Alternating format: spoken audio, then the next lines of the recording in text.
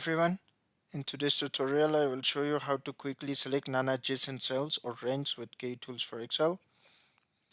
If you have Kutools for Excel installed, its Select Range Helper tool can help you select multiple non-adjacent cells or ranges in the whole workbook easily.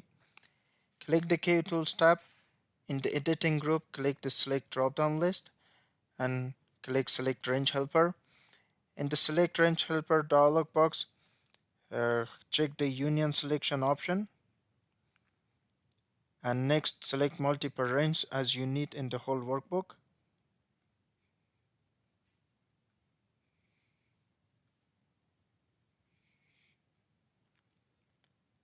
And then click the close button. As you can see, the required cells are selected. Thanks for watching and please subscribe for more videos.